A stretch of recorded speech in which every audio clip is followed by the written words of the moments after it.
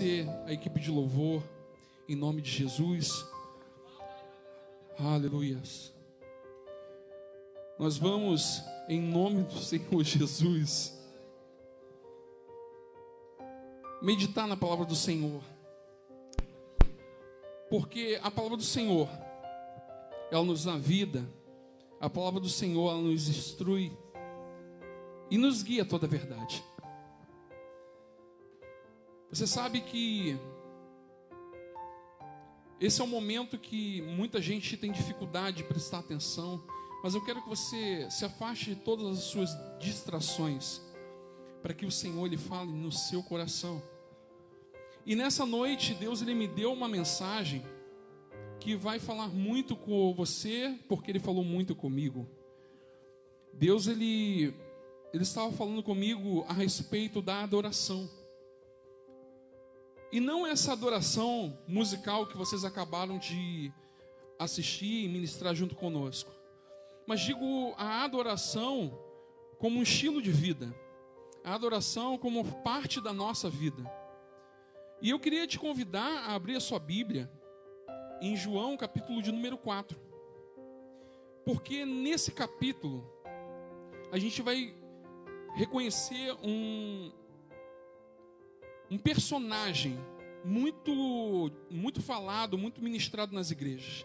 Mas eu quero trazer uma abordagem um pouco diferente sobre essa história. Amém? E diz assim, João capítulo de número 4, vamos ler primeiramente no versículo de número 9. João 4, versículo de número 9. Então lhe respondeu a mulher de Samaria: como sendo tu judeu, pede-me de beber a mim, uma mulher samaritana? Pois os judeus, eles não se relacionavam bem com os samaritanos. E respondeu Jesus a ela: conheces o dom de Deus, e quem é o que te pede? Dá-me de beber. Tu lhe pedirias e ele lhe te daria a vida, a água da viva. Água viva, a água da vida. Aleluia. Indagou-lhe a mulher: Senhor, tu não vês com que pegar água, e o poço é fundo. Onde tu podes conseguir essa água viva, ou água da vida? Acaso tu és maior do que o nosso pai Jacó, que nos deu o poço, do qual ele mesmo bebeu, e bem assim seus filhos e gado? E Jesus afirmou-lhe: quem beber dessa água terá sede outra vez. Aquele, porém, que beber da água que eu lhe der, nunca mais terá sede. Ao contrário, a água que eu lhe der tornar-se-á nele uma fonte de água jorrando para a vida eterna. A mulher lhe pediu: Senhor, dá-me dessa água, para que eu tenha mais sede, para que eu não tenha mais sede, nem precise voltar aqui para tirar água. Pediu-lhe Jesus: vai, chama teu marido e volta aqui. E confessou-lhe a mulher: não tenho marido.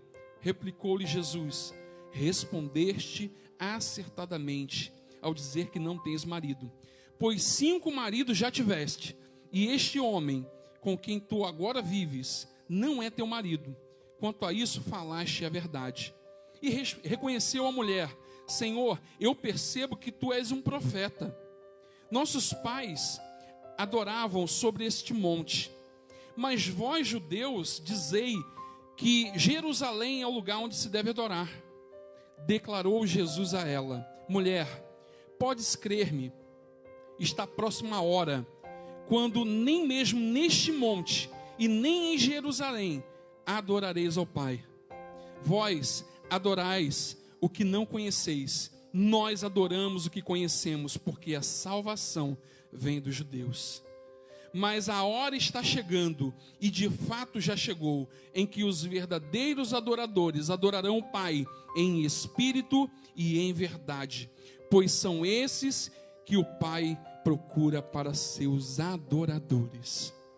Deus é espírito, e é necessário que os seus adoradores adorem em espírito e em verdade.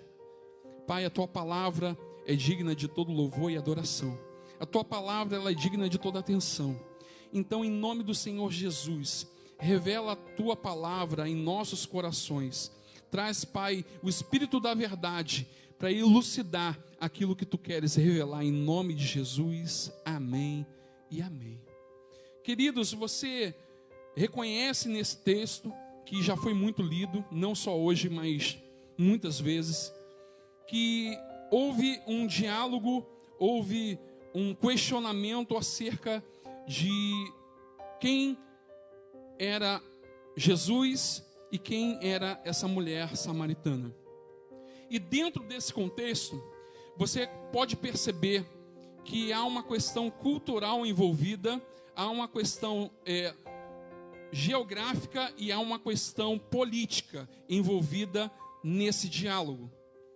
Jesus era judeu e a mulher samaritana. Se você começar a ler do versículo 1, você vai ver que Jesus, ele escolheu passar por Samaria. Só que o detalhe dessa história é que Jesus, ele escolheu o caminho que não era apropriado ou um caminho que não era natural para um judeu. Mas pastor, por que esse caminho não era um caminho adequado, um caminho natural, um caminho muito utilizado por judeus? Porque passava por dentro de uma terra chamada Samaria.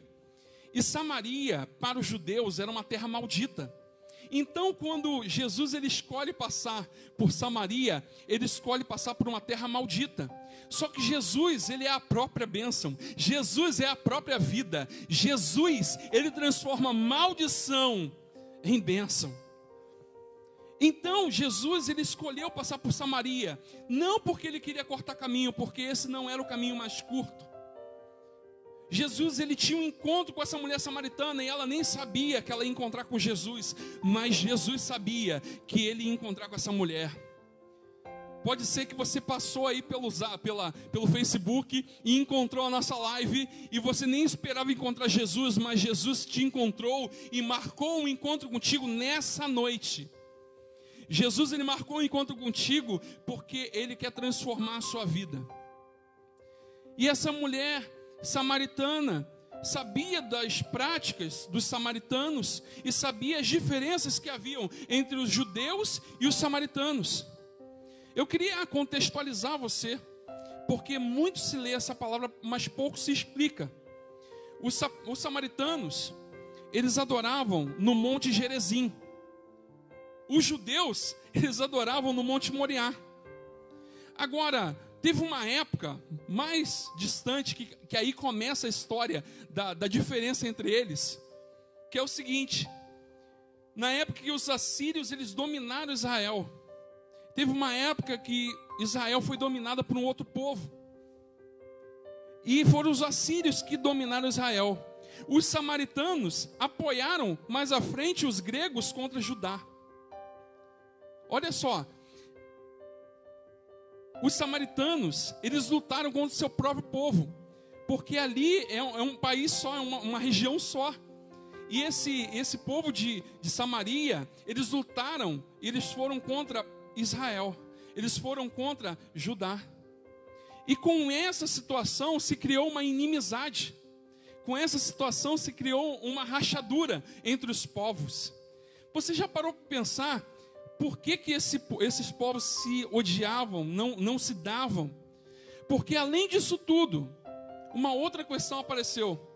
Porque com a aceitabilidade de Samaria, dos samaritanos, de receber outros povos, junto com os gregos, vieram costumes, vieram culturas, vieram deuses pagãos para dentro de Samaria.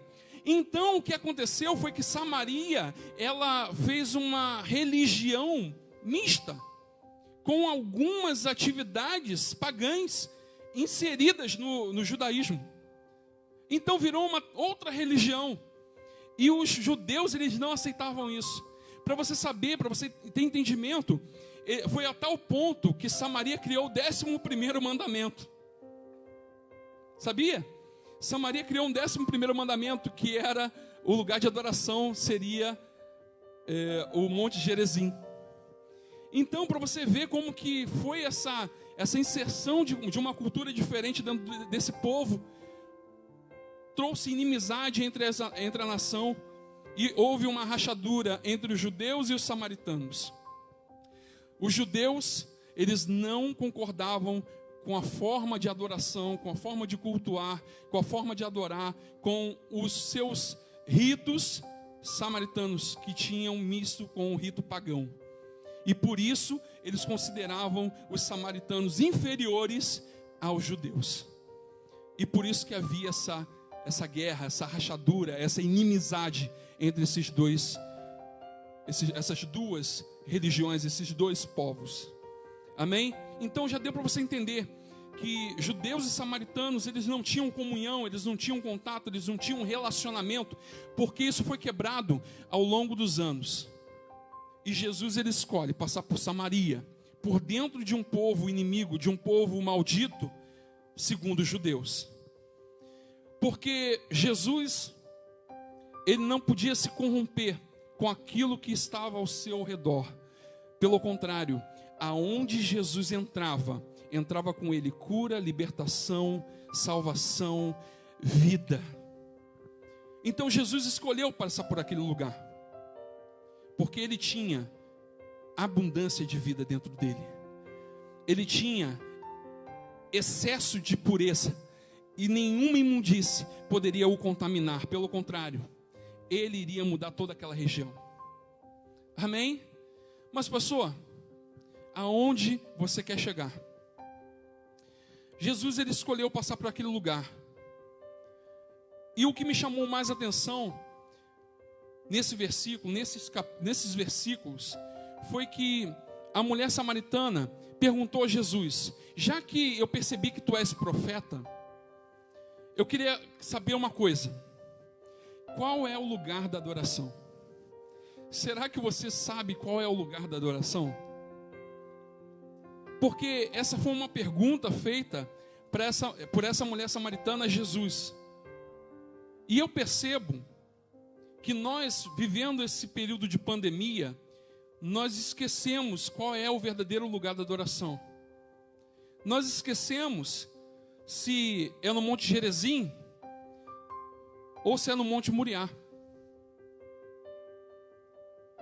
A gente esqueceu que a adoração não tem a ver com esse lugar aqui. A adoração, ela não tem região, ela não tem lugar definido. E aí o que acontece é que basta fechar a porta da igreja e falar que não vai ter culto público, que as pessoas se desviam, as pessoas perdem o foco, as pessoas deixam de adorar, as pessoas esquecem o que é o lugar da adoração. Aonde fica? E você na sua casa aí, você aqui na tribuna, aqui embaixo, põe a mão no teu coração, bate assim, ó, aqui, ó, todo mundo, ó, bate aqui no coração, aqui, ó, no coração, ó. Aqui é o lugar da adoração. É aqui, ó. E aqui é o lugar da adoração, porque nós somos templo do Espírito Santo.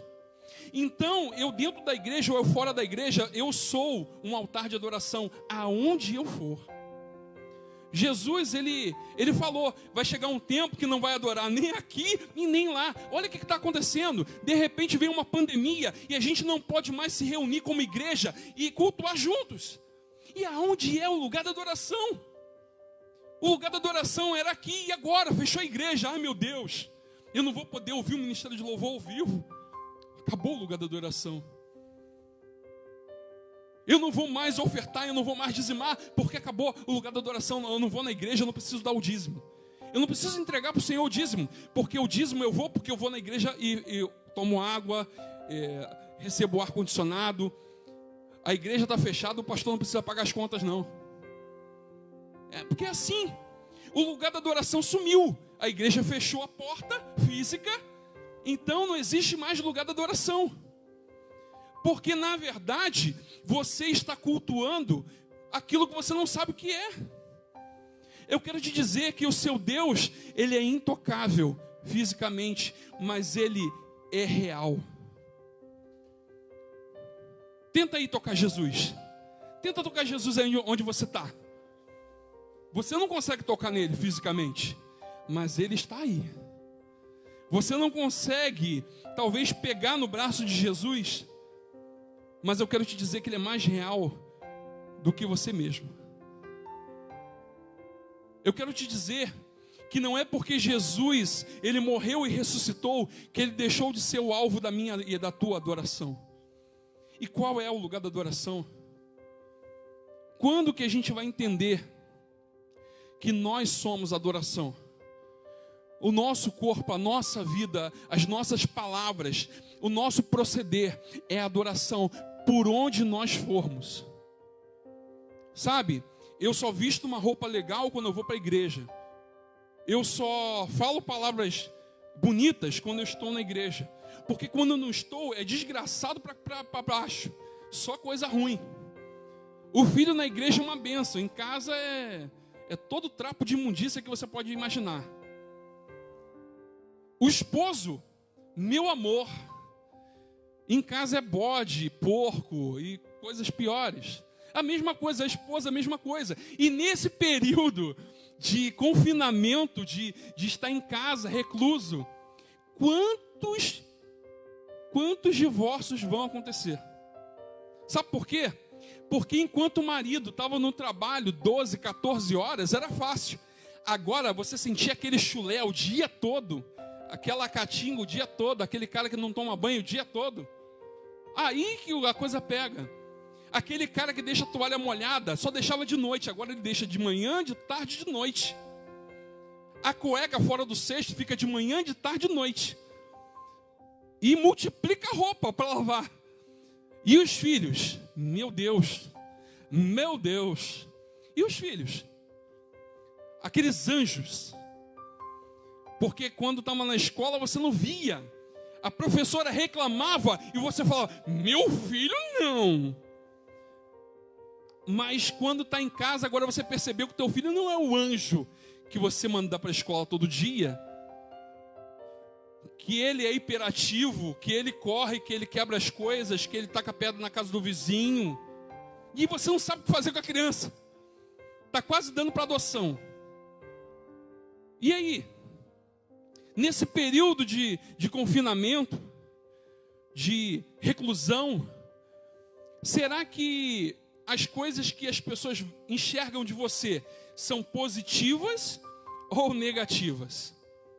Será que agora você consegue esconder quem você é ou as pessoas percebem quem você de verdade é? Na sua casa, com certeza as pessoas estão te conhecendo cada vez melhor. Você estava acostumado a ficar sozinha, você que é dona de casa, estava acostumada a fazer as coisas no seu tempo, e agora é maior correria o dia todo, e tem que fazer comida, e tem que lavar roupa, e tem que arrumar a casa o tempo todo, e fica recolhendo bagunça de filho, e fica recolhendo bagunça de marido, que às vezes é pior do que uma criança. E aí? E aí eu quero saber de você. Será que com essa mudança, você ainda continua sendo um adorador? Será que você continua buscando ao Senhor? Eu ouvi uma pregação esses dias e ela me chamou a atenção. Porque enquanto a gente está nessa live, algumas pessoas elas vão lá no início da live, entram no vídeo, dão uma curtida, sai e o pastor não sabe que ela não está mais lá. Deixou a marca, eu assisti a live da igreja. Eu estava online no culto, porque eu sou crente. Eu assisti a live toda. Mas aí o pastor liga para você e pergunta, e a palavra foi uma bênção, né? Ela foi. Aí o pastor entende que ela não viu, a pessoa não viu, aí fala assim, eu peguei sobre Esdras.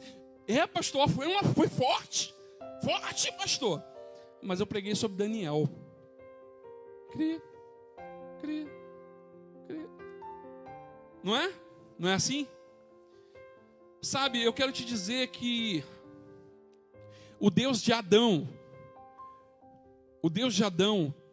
Ele sabe o que você faz. Sabe quando você se esconde atrás da moita?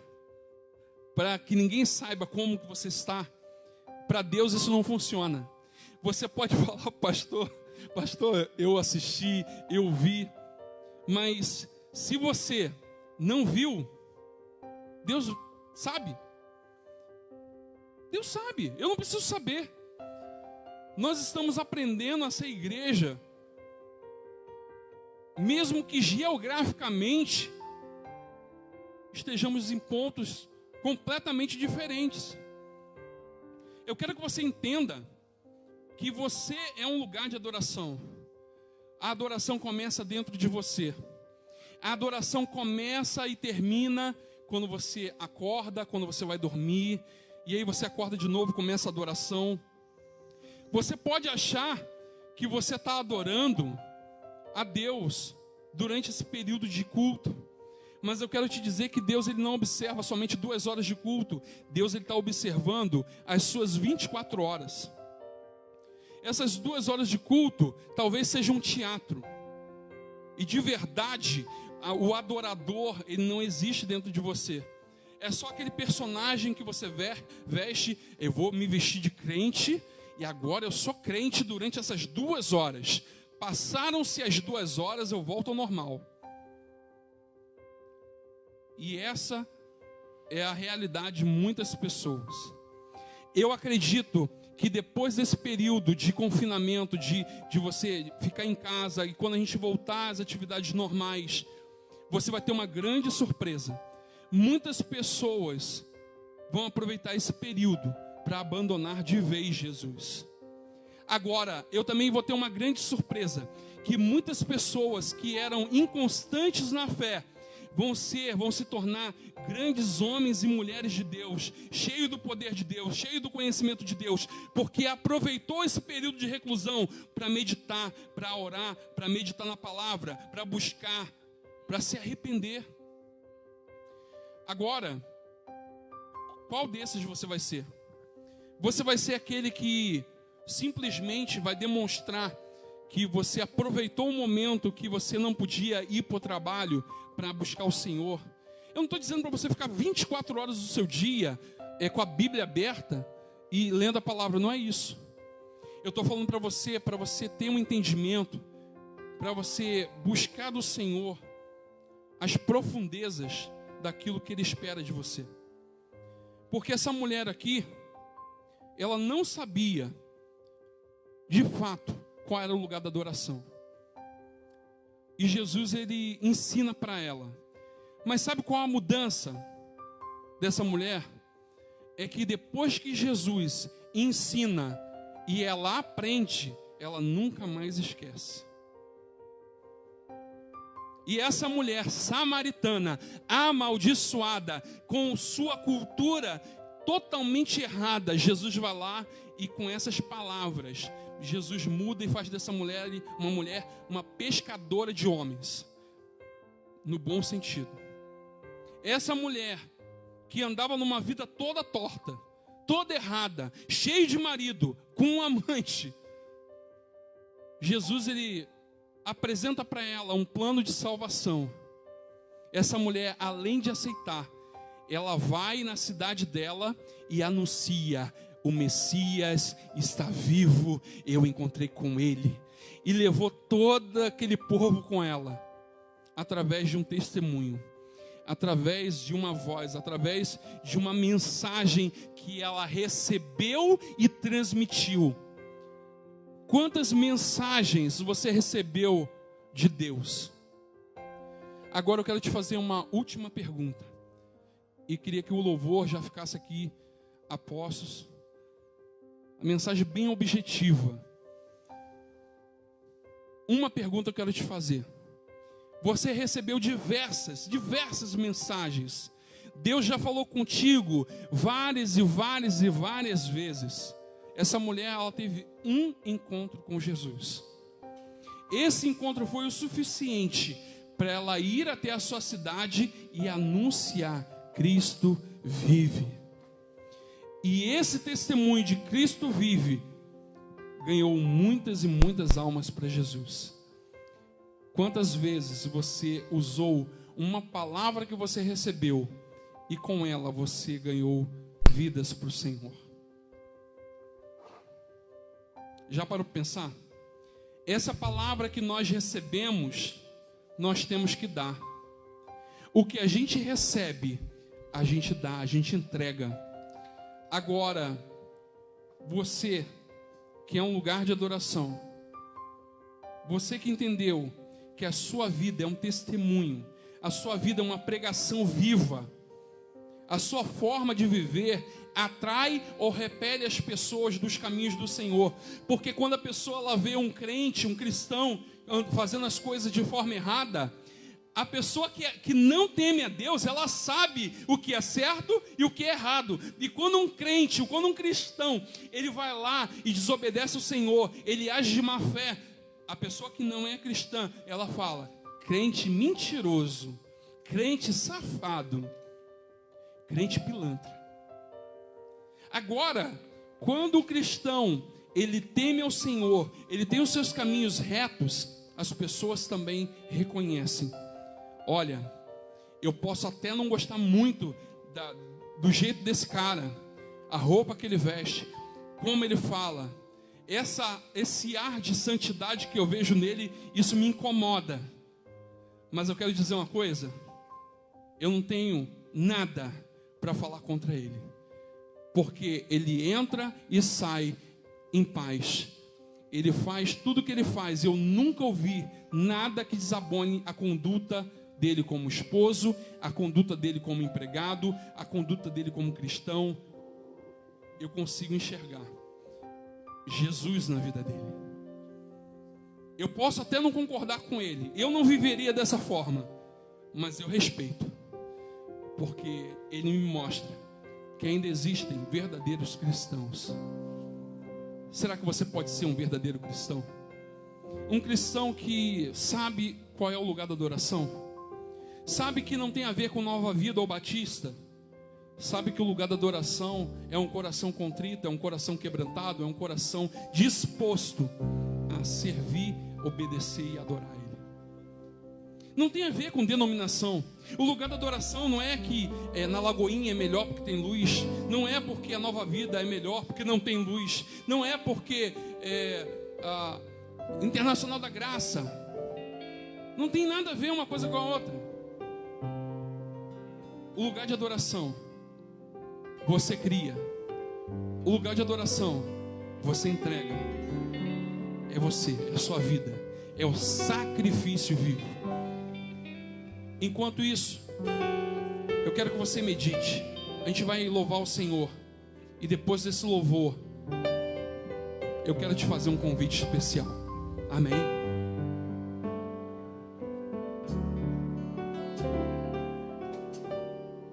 Sei que estás. Eu não mereça permanecer assim. Fiel, Senhor, meu Deus, fiel a mim. Fiel, Senhor, meu Deus, fiel a mim. A minha oferta é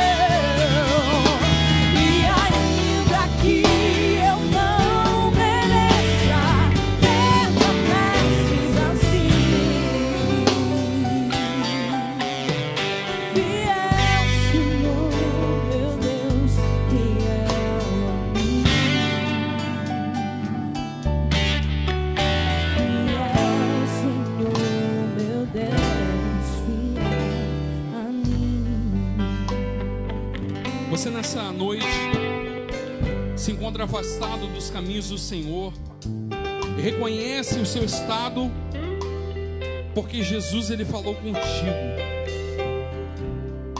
Jesus, ele falou exatamente como você se encontra.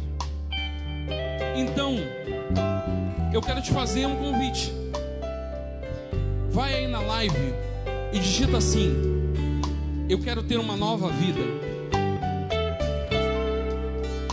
Coloca aí na live: eu quero ter uma nova vida. Que os nossos consolidadores, eles vão te chamar no privado, eles vão pedir o seu telefone, e a gente quer orar por você. A gente quer te ajudar nessa caminhada. A gente quer construir algo eterno para a sua vida. Então vai lá, coloca lá no comentário: eu quero ter uma nova vida. Não importa se você nunca aceitou Jesus, ou se você já aceitou, mas em algum momento você se desviou da vontade de Deus. Você pensa assim: Deus está falando contigo: meu filho, você não tem andado da forma que eu te chamei para andar. Você está fazendo tudo diferente daquilo que eu te disse para fazer. Você precisa, assim como o Apocalipse diz, voltar para o lugar de onde você caiu. Você precisa voltar e recomeçar. Coloca aí: eu quero ter uma nova vida. Enquanto isso, eu vou orar por você. Você que está enfermo, você que tem um familiar enfermo, eu quero que você feche seus olhos, e essa oração vai alcançar todos os enfermos. E o poder do Senhor Jesus, a unção do Espírito Santo, vai dar vida e abundância para essa pessoa. Meu Pai, eu apresento cada um enfermo, cada um que se encontra no leito de hospital, internado, no CTI, na UTI, em casa, aonde for, em nome do Senhor Jesus, que o Teu Espírito Santo, que ressuscitou Jesus dos mortos, vivifique esse corpo. Pai, em nome do Senhor Jesus, aquilo que Isaías 53 diz, que o Senhor levou sobre si todas as nossas doenças, todas as nossas enfermidades. Pai, nós entregamos a Ti e recebemos de Ti a cura e a libertação de toda enfermidade, em nome de Jesus.